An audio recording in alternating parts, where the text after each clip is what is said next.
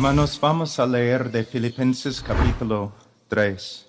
Filipenses capítulo 3, versículo 1 a 11.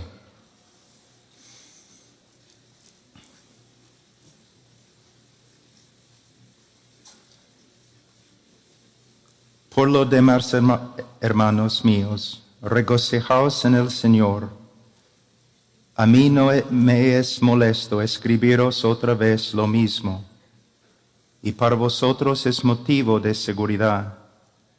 Cuidaos de los perros, cuidaos de los malos obreros, cuidaos de la falsa circuncisión, porque nosotros somos la verdadera circuncisión que adoramos en el Espíritu de Dios y nos gloriamos en Cristo Jesús, no poniendo la confianza en la carne, aunque yo mismo podría confiar también en la carne.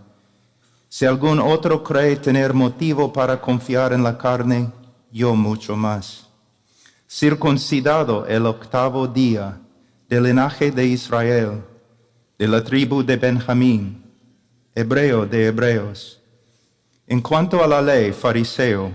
En cuanto al celo, perseguidor de la iglesia. En cuanto a la justicia de la ley, hallado irreprensible. Pero todo lo que para mí era ganancia, lo he estimado como pérdida por amor de Cristo. Y aún más yo estimo como pérdida todas las cosas en vista del incomparable valor de conocer a Cristo Jesús, mi Señor, por quien lo he perdido todo y lo considero como basura a fin de ganar a Cristo y ser hallado en Él, no teniendo mi propia justicia derivada de la ley, sino la que es por la fe en Cristo, la justicia que procede de Dios sobre la base de la fe. Y conocerle a Él, el poder de su resurrección y la participación en sus padecimientos, llegando a ser como Él en su muerte, a fin de llegar a la resurrección de entre los muertos. Oremos, hermanos.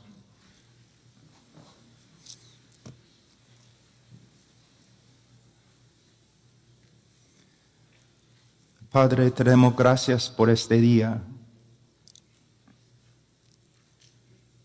Te damos gracias, Señor. Te damos gracias por todo lo que has hecho en nuestra vida. Tu amor, misericordia, tu gracia. Señor, tú conoces mi debilidad,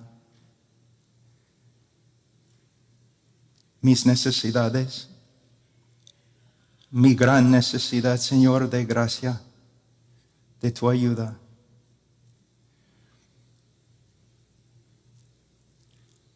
Señor, reconozco que sin ti yo no puedo, Señor, hacer nada.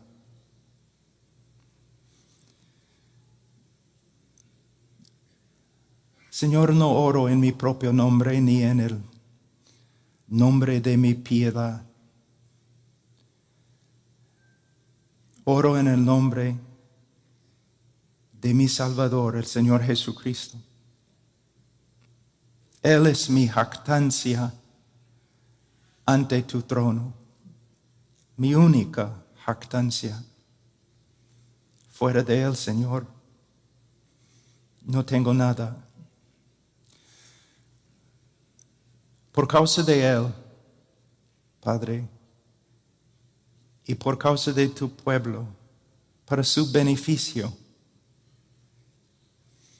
ayuda, Señor, a este hombre tan débil.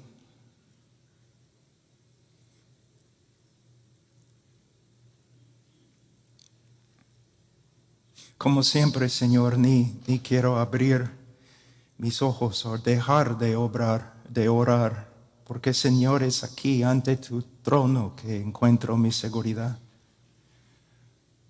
mi paz. Por favor, Señor, ayúdanos. En el nombre de Cristo. Amén.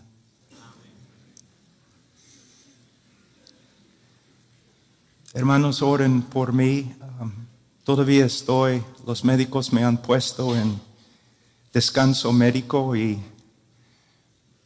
pero cuando John MacArthur y Henry Tolopilo te llaman, tienes que venir.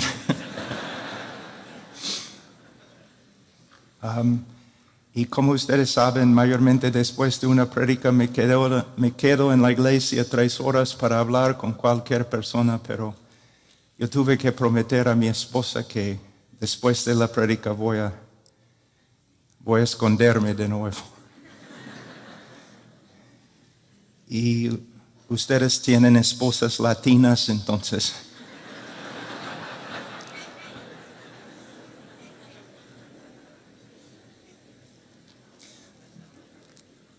Y antes de la prédica también les pido que piensen bastante y oren, piensen y oren por los hermanos en Afganistán.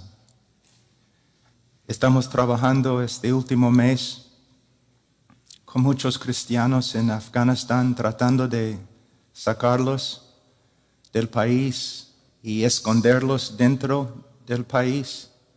Y hermanos, para ellos ahora es una prueba de fuego y necesitan nuestras oraciones. Es una situación muy difícil.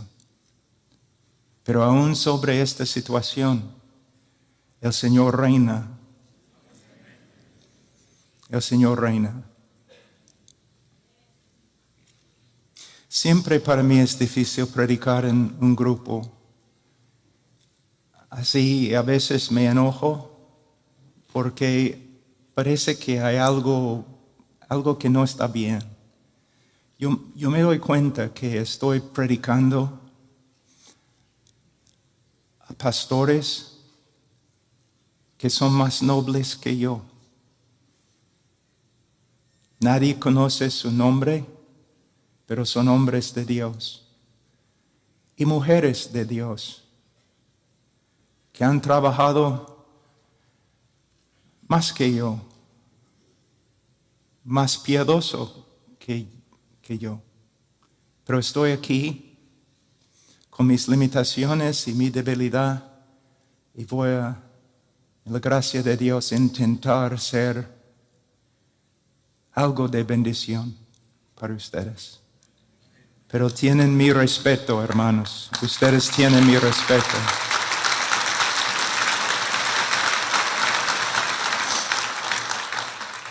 En versículo 1, Pablo dice: por lo demás, hermanos míos, regocijaos en el Señor.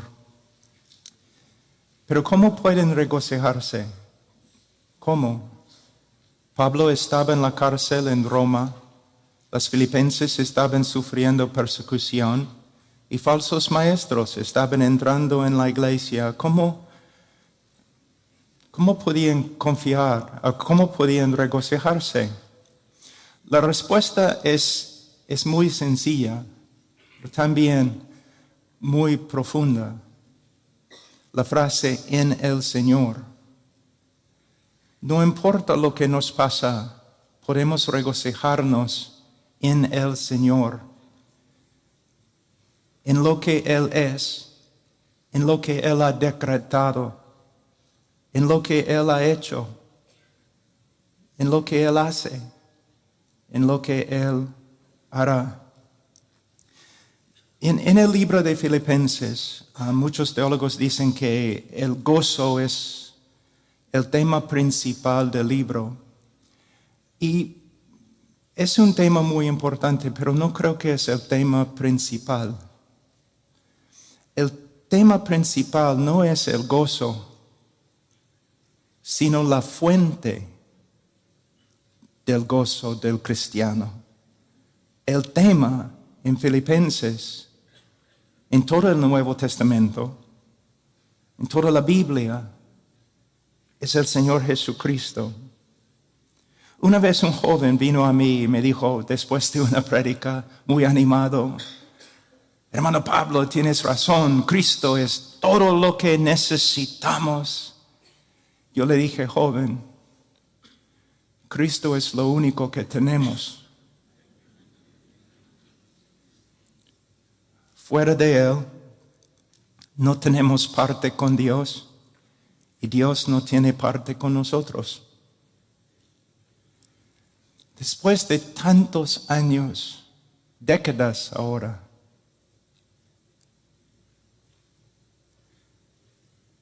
esta verdad es más y más una realidad para mí. Tengo Cristo. No tengo nada más. Pero Cristo es suficiente. Nuestra dependencia en Cristo es absoluta. Y esta realidad debe aumentar enormemente nuestro aprecio,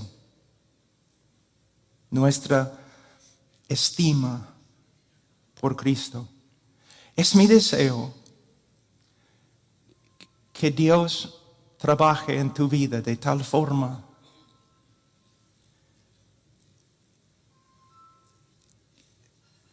aunque tengas que sufrir, que Dios trabaja en tu corazón, en tu vida de tal forma que poco a poco el valor de Cristo crezca y crezca y crezca. Que llegues a tal punto donde ni el ministerio tenga tanta importancia. La persona de Cristo. ¿Qué quieres? Cristo. Cristo. ¿Quieres tener un gran ministerio? No. ¿Quieres ser famoso? No. ¿Qué quieres? Conocer a Cristo. Pablo dice, a mí no es molesto escribiros otra vez lo mismo. Para vosotros es motivo de seguridad. Por supuesto, Pablo quería escribirles acerca de las grandes doctrinas de la fe cristiana, las doctrinas que pudieran contribuir a su edificación y su gozo, pero primero Pablo tenía que tratar un problema persistente. Falsos maestros estaban entrando en la iglesia, devaluando la persona de Cristo, la obra de Cristo y la gracia de Cristo. Y Pablo tenía que actuar. Presten atención a la frase aquí en este versículo. Otra vez lo mismo. El diablo y el mundo siempre buscan desviarnos de Cristo a lo de menos importancia. Siempre, no me importa cuán maduros que seamos, siempre tenemos la necesidad de ser recordados de la preeminencia de Cristo y devolver el enfoque a Cristo y su evangelio. Por eso no debemos ofendernos o hacer oídos sordos cuando las Escrituras o aún el predicador nos recuerda otra vez lo mismo. Hermanos, es muy difícil aprender. Es muy difícil aprender. Es más difícil practicar. Es aún más difícil retener lo que hemos aprendido y hemos practicado. Versículo 2. Cuidaos de los perros, cuidaos de los malos obreros, cuidaos de la falsa circuncisión. Pablo hace aquí referencia a los judaizantes. Eran judíos que habían recibido a Cristo, o mejor dicho, habían asimilado a Cristo en su antiguo sistema de religión. Para ellos sí, era necesario creer en Cristo el Mesías para ser salvo. Pero Cristo en sí no era suficiente. Uno tenía que añadir su propia justicia a la justicia de Cristo como complemento. Ahora, esta herejía ha tomado muchas formas a través de 2000 años de la iglesia, pero siempre con las siguientes dos características. Primero, la persona, obra y palabra de Cristo no son suficientes. Dos, hay que cumplir lo que falta en la persona de Cristo con el hombre. Hay que cumplir lo que falta en la obra de Cristo con las obras del hombre.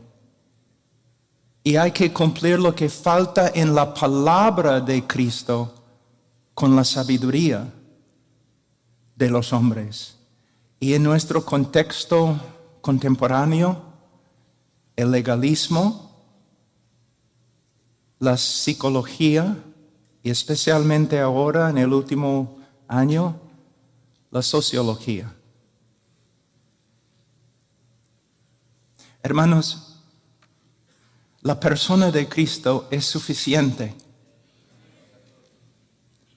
La obra de Cristo es suficiente. Consumada es. Y ciertamente la palabra de Cristo es suficiente. Ahora, Pablo describe en versículo 2 a estos falsos maestros usando términos muy fuertes, aún despectivos. De hecho, cada término que Pablo usa acá, los judíos usaron con referencia a los gentiles y a los paganos. Entonces, lo que Pablo está diciendo es que estos super religiosos entre los judíos eran nada más que incrédulos, fuera de la gracia de Dios. Ahora, Pablo, primero, él dice, cuidaos de los perros. Quizás el término más fuerte de menosprecio que una persona podía usar contra otra persona. En Palestina, hasta el día de hoy, pero en Palestina en los tiempos de Pablo, los perros no eran animales nobles, sino animales sucios, cochinos, violentos. Comían basura y contagiaban rabia y otras enfermedades.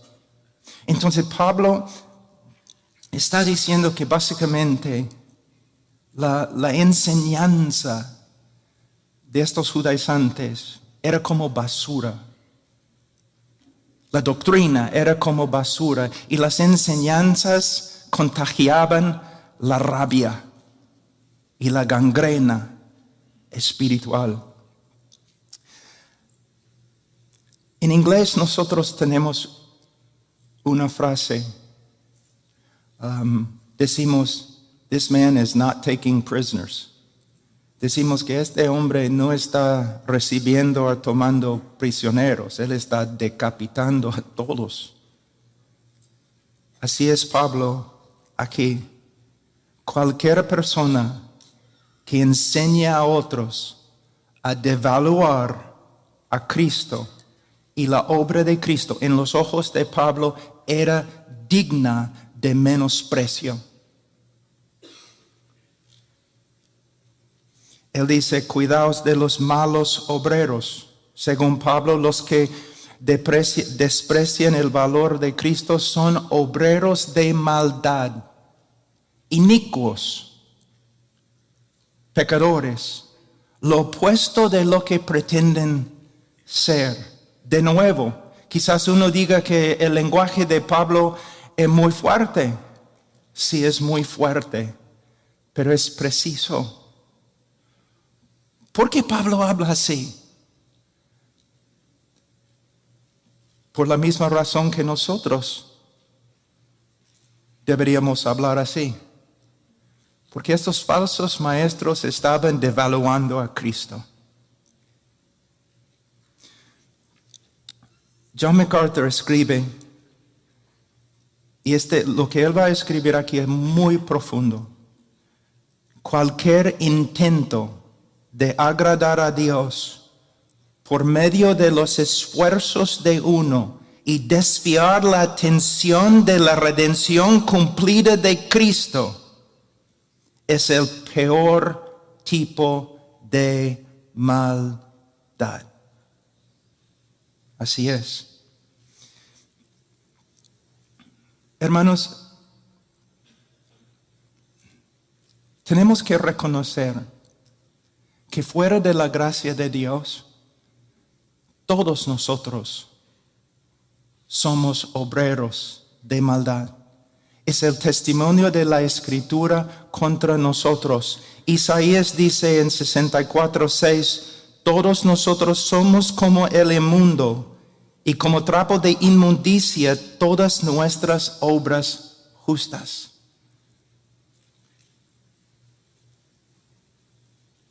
Como la ropa de una persona que tiene lepra. Efesios 2:1-2. Estabais muertos en vuestros delitos y pecados, en los cuales anduvisteis en otro tiempo según la corriente de este mundo, conforme al príncipe de la potestad del aire, el espíritu que ahora opera en los hijos de desobediencia. Una vez yo tuve que enseñar este texto y yo pasé mucho tiempo pensando en el texto y tratando de comprender la idea principal del apóstol Pablo aquí, para comunicar a mis oyentes la verdad que se encuentra en este texto. Les voy a dar una ilustración. Imaginen un hombre muerto y putrefacto en el fondo de un lago lleno de la putrefacción que ha salido de su propio cuerpo. Y este hombre muerto anda en su propia putrefacción, siendo animado por el diablo. Es lo que Pablo está diciendo. No es una exageración, es lo que Pablo está enseñando. Hermanos, la única cosa que el hombre puede contribuir a la obra de Cristo es su pecado. Es su pecado. Una vez un reportero, después de una prédica, se me acercó enojado. ¿Por qué hablas tanto del pecado? Yo le dije, porque quiero que tú ames a Cristo. Cuando una persona entiende lo que es ante Dios fuera de la gracia de Dios, toda su confianza inmediatamente es depositada en Cristo. No en su iglesia, no en su pastor, no en sus obras, no en su carácter. Cristo. Somos, hermanos, como ya he cumplido 60 años, creo que soy Pablo el anciano ahora. Como Pablo el anciano, les digo que después de casi 40 años no tengo nada presentar ante Dios. Ah, qué pena. No, es mi gozo. Nada depende de mí. Nada. Cristo ha hecho todo. Y él dice también, cuidaos de la falsa circuncisión. Literalmente, cuidaos de la mutilación. De la mutilación. La circuncisión era una señal principal del pueblo de Abraham. Y también fue mandada por la ley de Moisés. Cualquier hombre en Israel que no fue circuncidado fue excomulgado del pueblo de Dios, sin misericordia. Pero ahora Pablo está diciendo que cualquier persona que enseña la circuncisión es como un mutilador, como un pagano. Los paganos que mutilaban sus cuerpos contra la ley de Moisés. ¿Cómo puede ser? Necesitan entender dos cosas. Primeramente, bajo el antiguo pacto, la circuncisión era una señal de fe, no una obra que salvaba. Segundo, la ley siempre, todo el Antiguo Testamento, la ley tiene que ser aplicada siempre a la luz de la persona y obra de Cristo. Les voy a dar un ejemplo. En 1 Timoteo capítulo 1, versículos 7 a 11, Pablo habla de esto. En versículo 8, él dice, escuchen hermanos, Pablo dice en versículo 8 algo muy profundo. Pero nosotros sabemos que la ley es buena si uno la usa legítimamente. Versículo 11. Según el glorioso evangelio del Dios bendito. Entonces, sabemos que estamos usando la ley legítimamente cuando nuestra aplicación es según o de acuerdo con el evangelio. Si nuestro uso de la ley dirige al pecador a la ley y le infunde confianza en sí mismo, estamos mal. Pero si nuestro uso de la ley pone fin a la confianza del pecador y lo dirige a Cristo, estamos bien. Si nuestro uso de la ley resulta en el pecador devaluándose a sí mismo y apreciando más a Cristo, estamos bien. De nuevo, hermanos. Nosotros debemos saber que es tan claro que toda nuestra vida, el enfoque de toda nuestra vida debe ser Cristo, porque el enfoque de toda la Biblia es Cristo. La ley, el enfoque, Cristo. Los libros de historia no están diciendo, mírenos, sino espera, viene, espera, viene. Los libros de sabiduría, los profetas, el enfoque principal es Cristo. Cristo. Y el enfoque principal de nuestra vida, cuando nos levantamos en la noche porque no podemos dormir, el enfoque debe ser, bueno, no puedo dormir.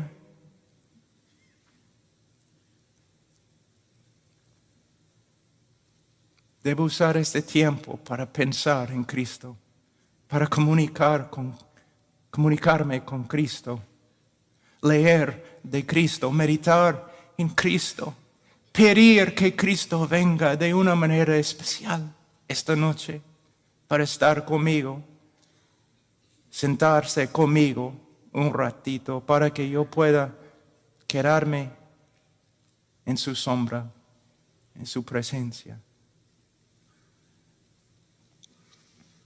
Versículo 3, porque nosotros somos la verdadera circuncisión. En versículo 3. Pablo da una de las descripciones más hermosas del cristiano verdadero. El cristiano es la verdadera circuncisión. En Colosenses 2:11, Pablo lo describe como una circuncisión no hecha por manos, no hecha por manos humanas, sino una circuncisión hecha por el poder de Dios. Es una referencia, yo creo, a un pasaje muy importante en el libro de Ezequiel 36, capítulo 36, versículo 26 y 27. Voy a leer. Dios promete: además os daré un corazón nuevo y pondré un espíritu nuevo dentro de vosotros. Quitaré de vuestra carne el corazón de piedra y os daré un corazón de carne. Pondré dentro de vosotros mi espíritu y haré que andéis en mis estatutos y que cumpláis cuidadosamente mis ordenanzas. A través de la obra regeneradora del Espíritu Santo, Dios quita la carne encallecida, exponiendo un corazón nuevo, vivo, sensible a la voluntad de Dios. Es una obra sobrenatural que yo creo sobrepasa la creación del universo.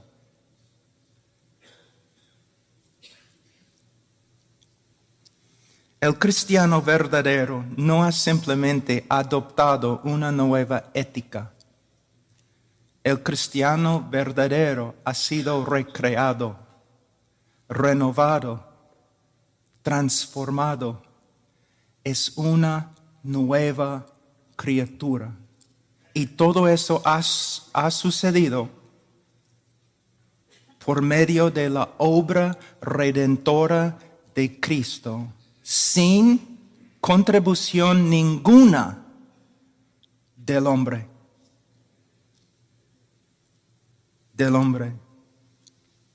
Y esta obra regeneradora del Espíritu Santo siempre resulta en una alta evaluación de la persona y obra de Cristo.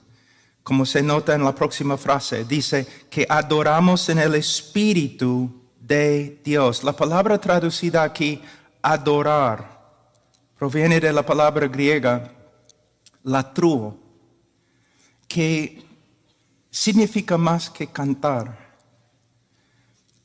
Tiene la idea de también ministrar y rendir servicio a Dios.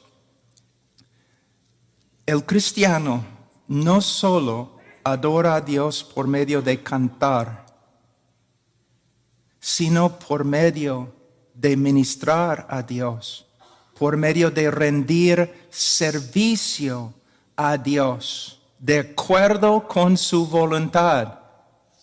Este es el resultado no solamente o no principalmente de la autodisciplina, sino el cristiano está siendo movido y empoderado por el Espíritu Santo. Pablo sigue, y nos gloriamos en Cristo Jesús. El verdadero cristiano, su gloria se encuentra en la persona de Cristo. Solo Cristo. Únicamente, exclusivamente Cristo. John MacArthur escribe, el verbo gloriar en este contexto denota jactarse con alegría exultante acerca de lo que una persona está más orgullosa. Nuestro orgullo como cristianos es Cristo. Es nuestra única jactancia, nuestra única confianza. Y esta actitud se ve claramente en el apóstol Pablo. Voy a leer 1 Corintios 1, 30, 31. Cristo es nuestra sabiduría de Dios y justificación y santificación y redención, para que tal como está escrito, el que se gloríe en el Señor. Gálatas 6:14, pero jamás acontezca que yo me gloríe, sino en la cruz de nuestro Señor Jesucristo, por el cual el mundo ha sido crucificado para mí y yo para el mundo. Si tú dices a un cristiano maduro, eres buena gente, seguro vas a ir al cielo, el cristiano maduro va a responder, por favor, no lo digas, no hables así, por favor, no. Mi única esperanza es la persona y obra de Cristo. En la mente de Dios el Padre, Cristo tiene preeminencia.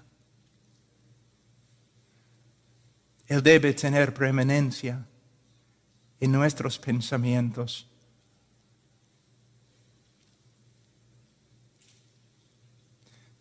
Cuando yo era joven, yo leí acerca de un misionero en las Filipinas que enseñó casi todas las islas cómo leer, para que luego pudieran leer la Biblia.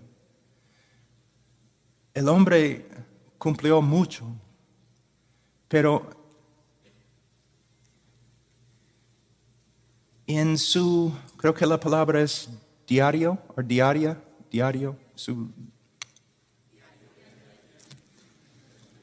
yo encontré una frase,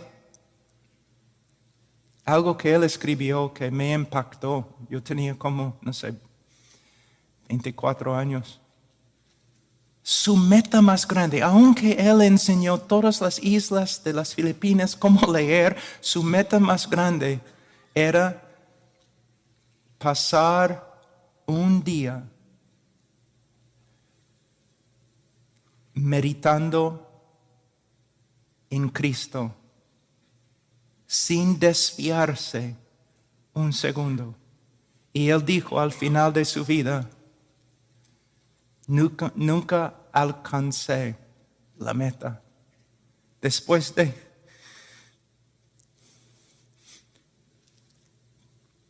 tantos años, nunca alcancé la meta. Pero vale la pena intentar.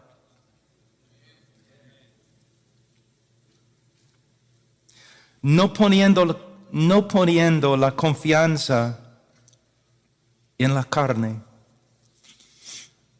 La frase nos gloriamos en Cristo debe ser suficiente, ¿no? Para comunicar que el cristiano, la confianza del cristiano está depositado solamente en Cristo. Pero Pablo no está contento. Él quiere dar más énfasis. Si Pablo hubiera sido latino, él habría dicho, no poniendo ni la más remota confianza en la carne. Hermanos, este es uno de los grandes propósitos de la ley. Quitarnos la confianza en nosotros mismos. Ese es uno de los propósitos de las tribulaciones, de las pruebas.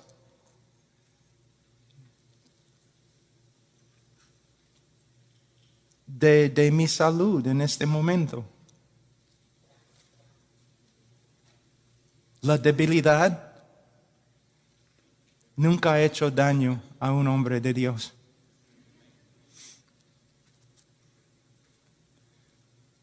Todo lo que puede quitarnos la confianza en nosotros mismos es bello, duele,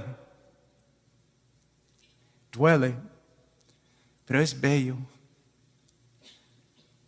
Vale la pena. Porque, hermanos, mira, solamente para que sepan, en el día de juicio no vamos a ser juzgados tanto por el tamaño de nuestro ministerio.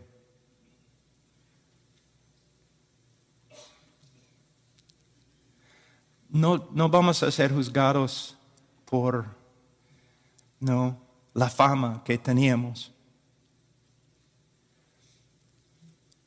Vamos a ser juzgados por nuestra devoción a Cristo y nuestra conformidad a Cristo. Todos estudiando porque quieren ser grandes ministros. No, hermanos, está mal. Estudiamos para que seamos como Cristo. Lo que es importante a Dios debe ser importante a nosotros.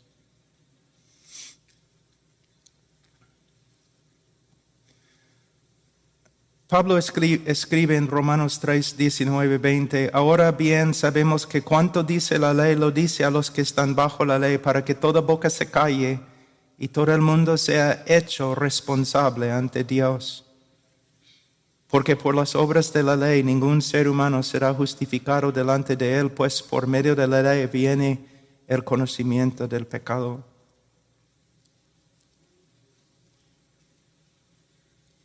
El propósito de la ley es quitarnos la confianza en nosotros mismos para que depositemos nuestra confianza únicamente en la gracia de Dios. Les voy a dar un ejemplo. Mi tío, Guillermo,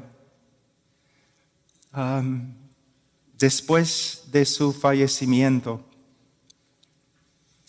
yo fui al funeral y en una iglesia luterana, y yo había hablado varias veces con mi tío.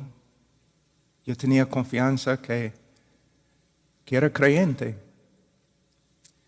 Pero el pastor luterano se paró en el púlpito y por como 20 o 30 minutos él habló de todas las buenas obras de mi tío. Que mi tío había ayudado en la construcción de la iglesia, en el mantenimiento de la iglesia, cómo había servido a las viudas y la gente en la iglesia, 20, 30 minutos hablando de sus buenas obras, y yo estaba sentado en la banca enojándome más y más y más y más y más.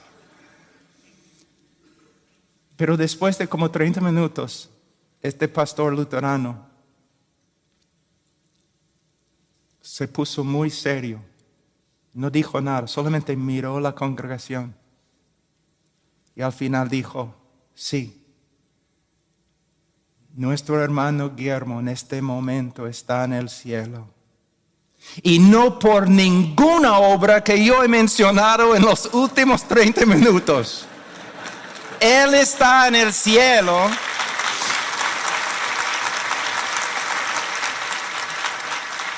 Él dijo, Él está en el cielo porque Cristo murió por los pecadores que merecen el infierno. Yo quería abrazarle.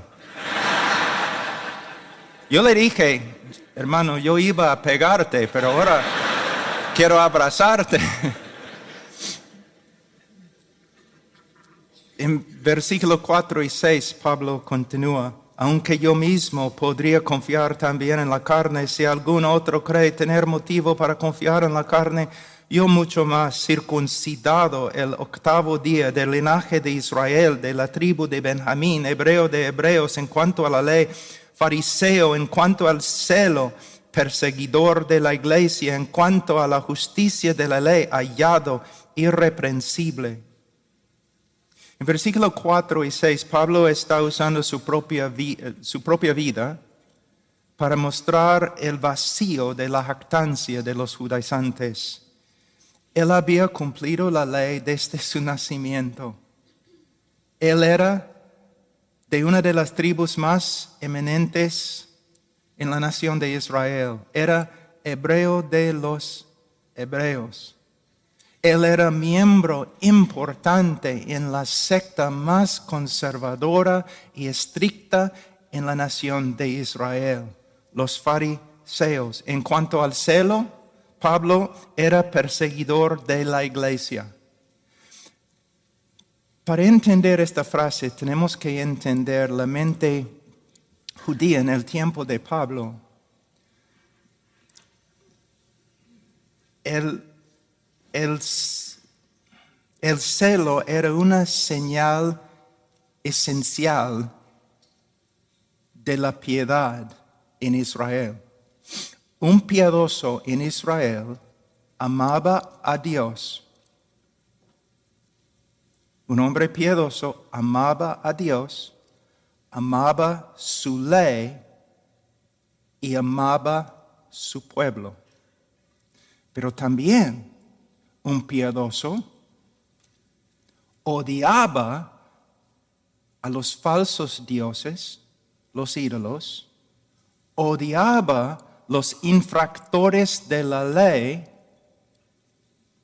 y odiaba los enemigos del pueblo de Dios. Y para Pablo la iglesia era una enemiga, entonces la perseguía.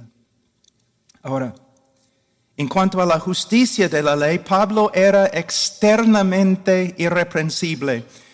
Él no está diciendo que él vivía sin pecado, sino hablando humanamente, como fariseo en su vida anterior. Pablo está diciendo que su celo, su devoción, sus logros y su reputación sobrepasaron a todos, incluso sobrepasó la piedad de los judaizantes.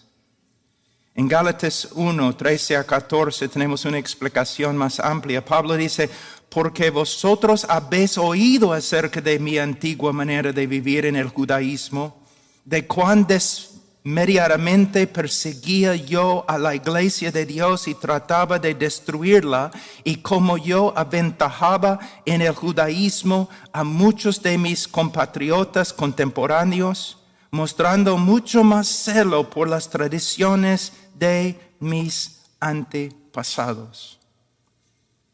Ahora versículos 7 y 8. Pero todo lo que para mí era ganancia, lo he estimado como pérdida por amor de Cristo, y aún más yo estimo como pérdida todas las cosas en vista del incomparable valor de conocer a Cristo Jesús mi Señor, por quien lo he perdido todo. En versículo 7,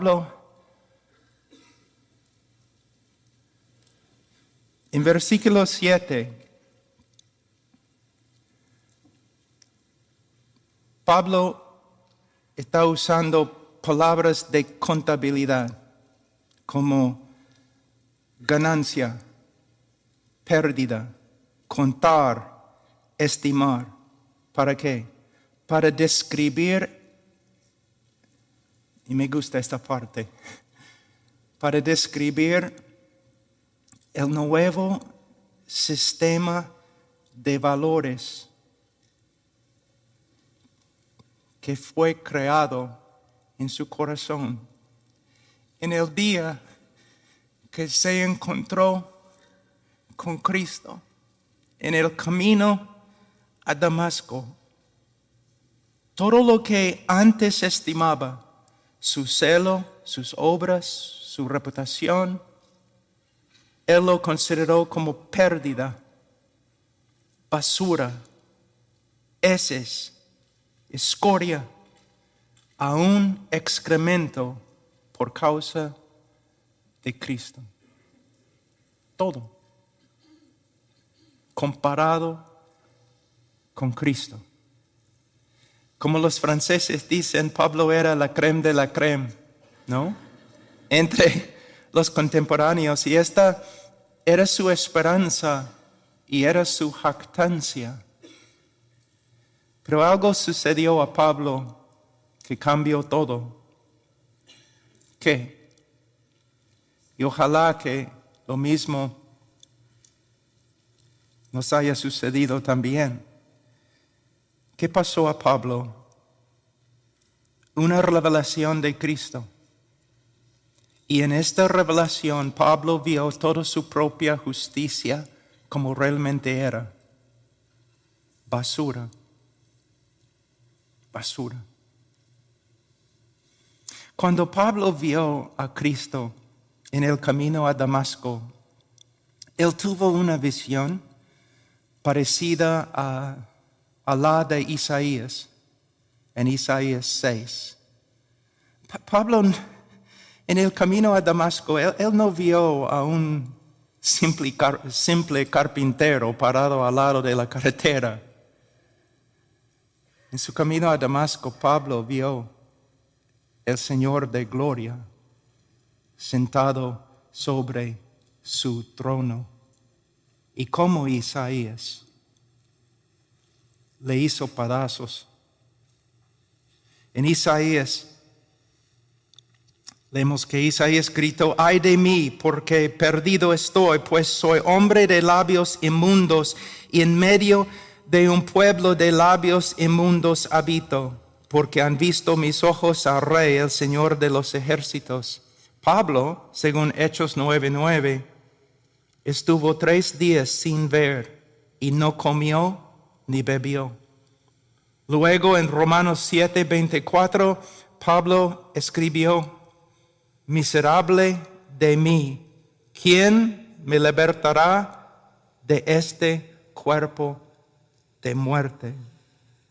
En la conversión de Pablo quizás tengamos la mejor ilustración del arrepentimiento en toda la Biblia. También podemos ver como un encuentro con Cristo puede cambiar totalmente el sistema de valores en el corazón de un hombre.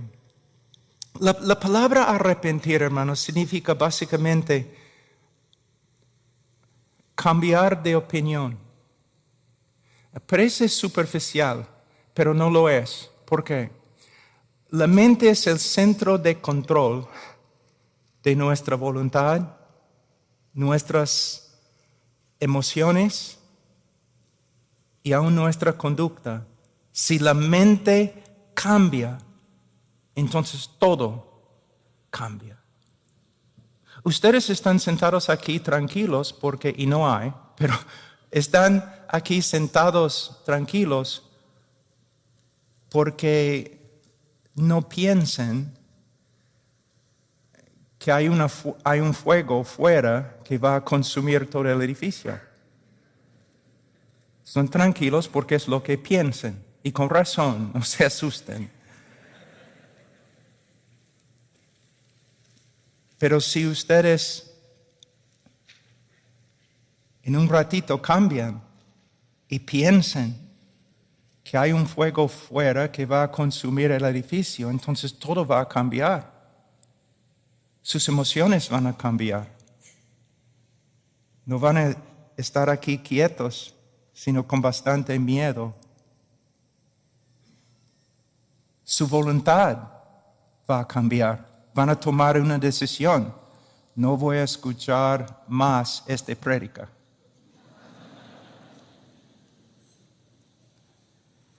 Y su conducta también va a cambiar. Van a correr, van a salir. La mente es muy poderosa.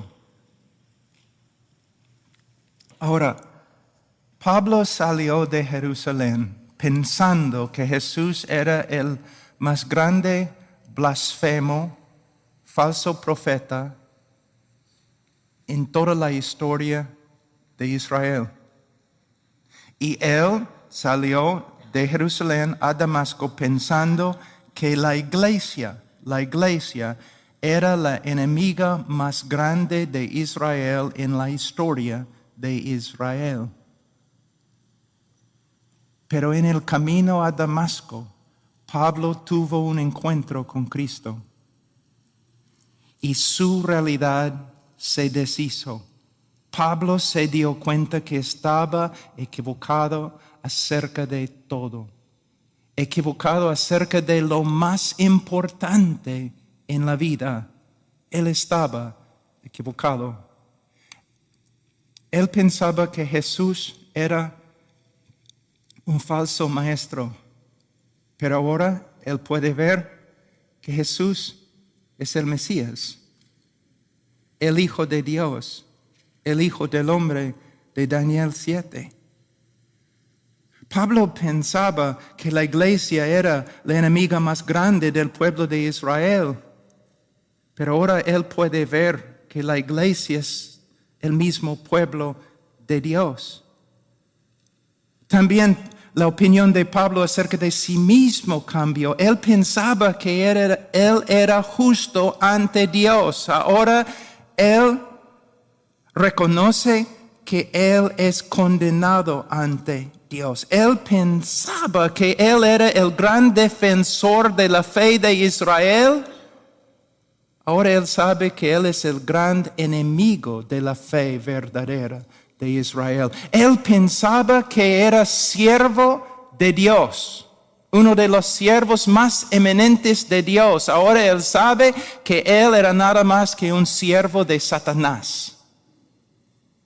Toda su vida cambió. Pablo calculó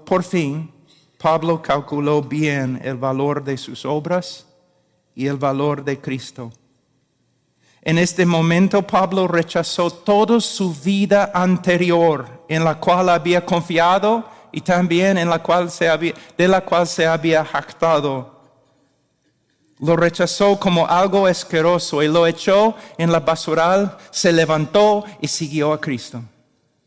Todo su sistema de valores cambió. En versículo 8 Pablo dice, yo estimo como pérdida todas las cosas en vista del incomparable valor de conocer a Cristo Jesús mi Señor. Ahora quiero que los predicadores aquí, los pastores, presten atención en una frase que es extremadamente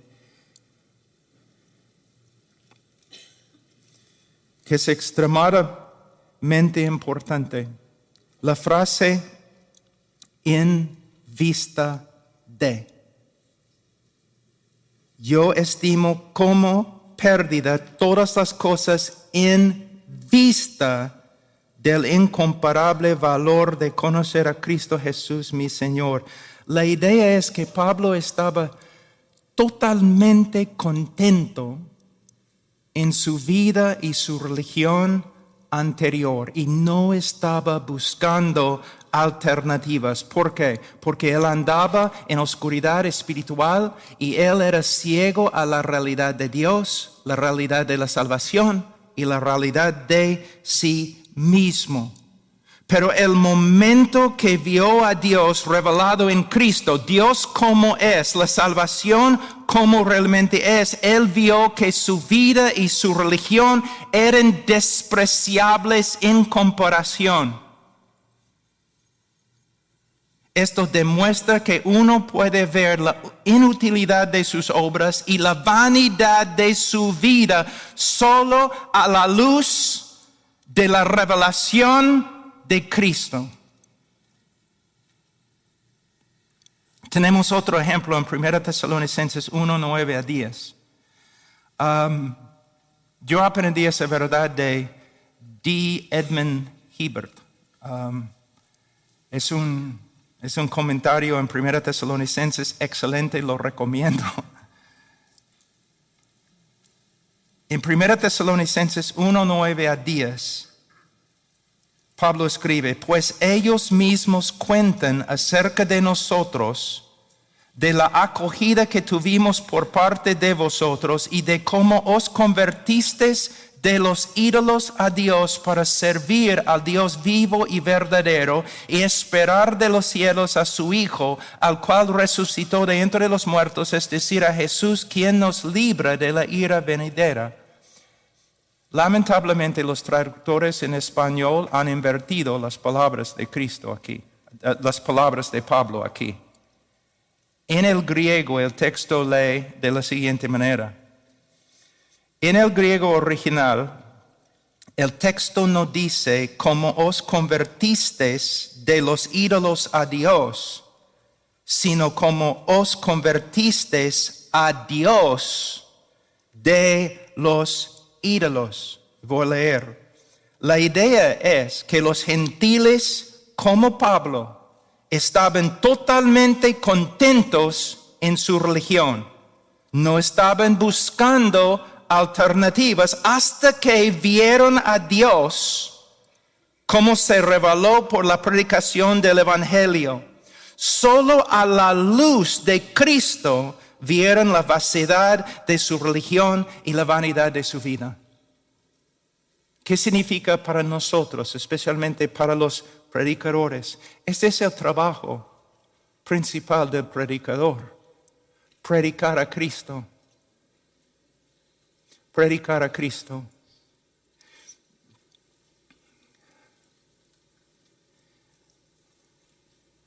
Aquí es el orden que tengo en mi propia vida. Mis prioridades. Estudiar a Cristo en las Escrituras.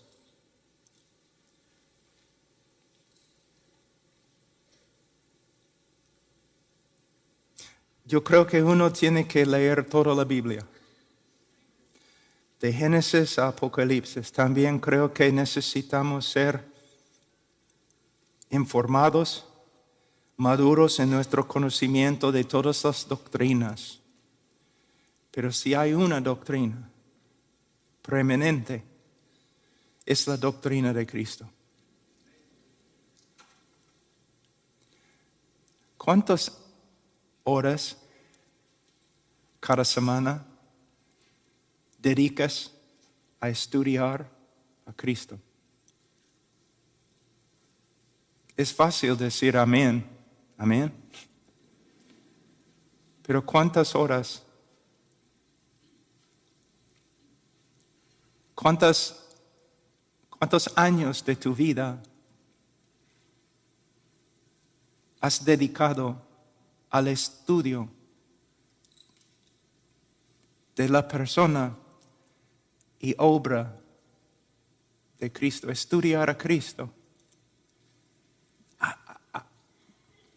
¿Hay un tema más importante? Estudiar a Cristo.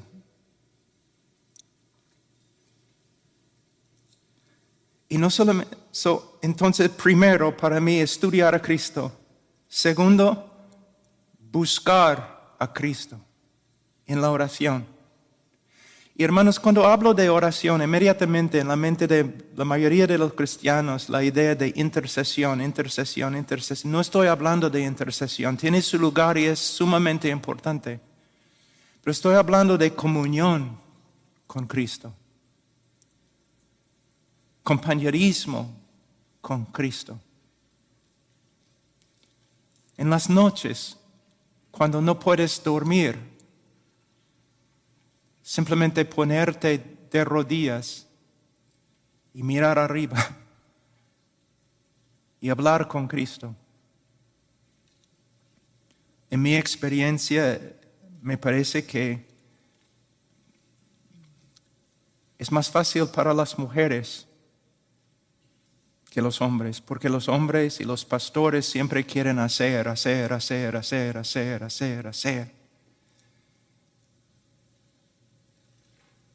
Marta. Quizás Martín. Debes poner al lado todos tus negocios y buscar el rostro de Cristo. Entonces, estudiar a Cristo, buscar a Cristo y ser transformado por el conocimiento de Cristo. Lo que necesitamos, hermanos, ahora en este día son hombres y mujeres transformados. A veces yo escucho las prédicas y mis propias prédicas y prédicas de otros y palabra. Pero ¿dónde está el poder? Y no solamente para predicar, o principalmente para predicar, el poder para vivir. Y no estoy hablando de vivir como predicar en la calle y morir mártir, es fácil. Estoy hablando de ser un buen esposo, un buen padre, un buen amigo, humilde. Buscar a Cristo, estudiar a Cristo, buscar a Cristo, ser transformado por el conocimiento de Cristo y predicar a Cristo a otros. Predicar. Hermano, no debes salir del púlpito contento porque tu exposición era correcta.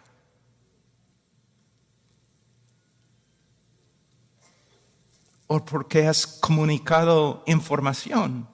La meta es transformación. Que los pecadores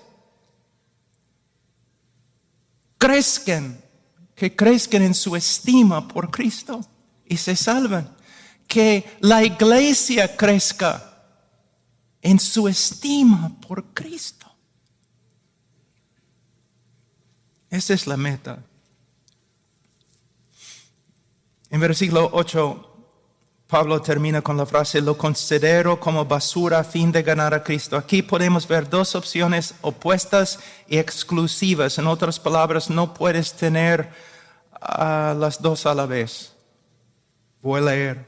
Tú puedes seguir confiando en tu propia justicia y rechazar la obra de Cristo, o tú puedes rechazar totalmente como basura tu propia justicia a favor de Cristo. Tú puedes gloriarte en tus propias obras o tú puedes gloriarte en Cristo y su cruz.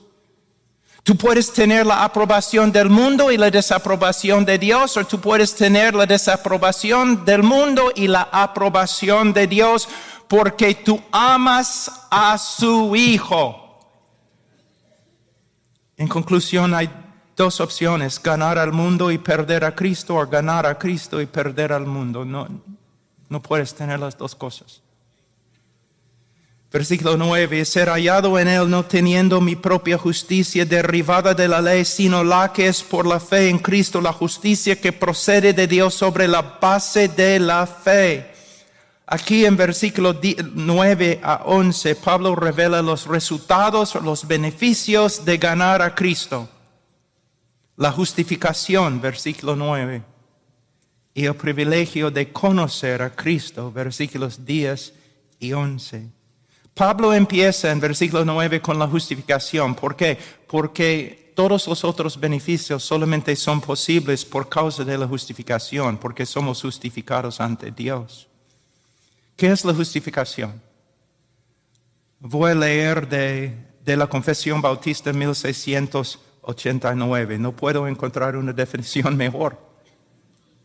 A quienes Dios llama eficazmente también justifica gratuitamente, no infundiéndoles justicia y rectitud, sino perdonándoles sus pecados y considerando y aceptando sus personas como justas, no por nada que hay en ellos o hecho por ellos, sino solamente por causa de Cristo.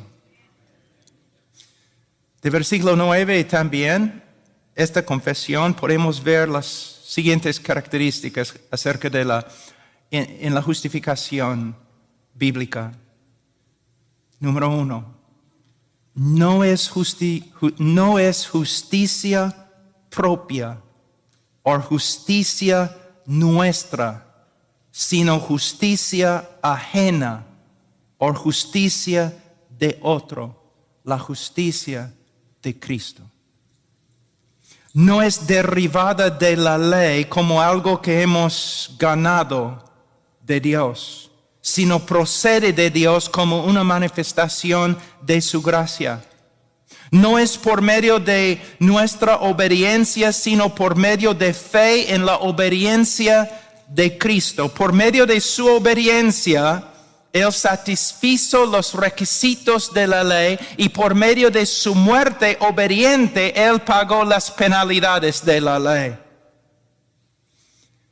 En versículo 9, Pablo usa una frase que es una de las más hermosas descripciones de la unión del creyente con Cristo. Él dice, ser hallado en Él. Bueno, se puede predicar 3 horas más, toda esta conferencia.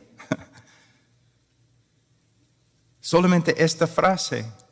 Pero voy a decir ¿qué significa ser hallado en Él? Pablo quería ser hallado en Cristo. ¿Qué significa? Pablo está diciendo que no quería comparecer ante Dios, ante los ángeles, ante los hombres, ni ante el espejo en su propia justicia, sino vestido en la justicia de Cristo.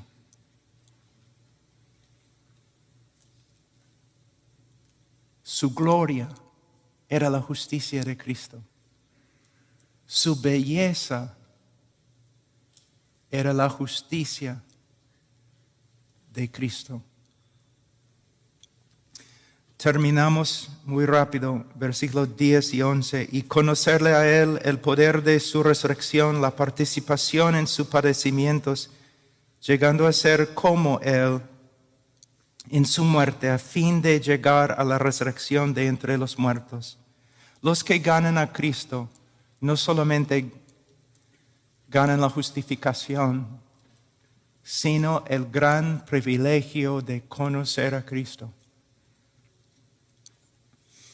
Hermanos, el concepto hebreo de conocimiento denota más que simplemente conocimiento de los hechos o un conocimiento de aún las doctrinas bíblicas.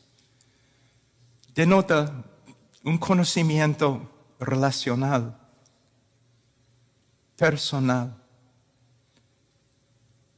íntima con Cristo. ¿Cómo se desarrolla? Primeramente, siempre tenemos que empezar con las Escrituras, leyendo, estudiando, meditando en las Escrituras. Segundo, cultivando nuestra relación personal y íntima con Cristo por medio de la oración. Tercero, simplemente caminando en este mundo caído y contrario. Ahora, para terminar, esta carrera de conocer a Cristo empieza en el momento de nuestra conversión y termina en el cielo. No.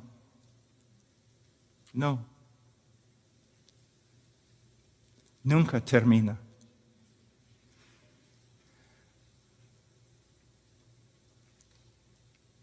Porque la gloria y maravilla de Cristo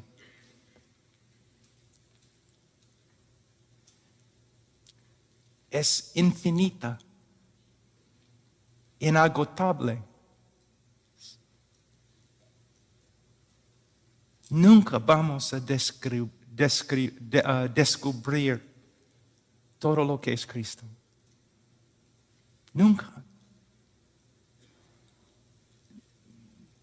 De una forma, se puede decir, ni hemos empezado a aprender de Él.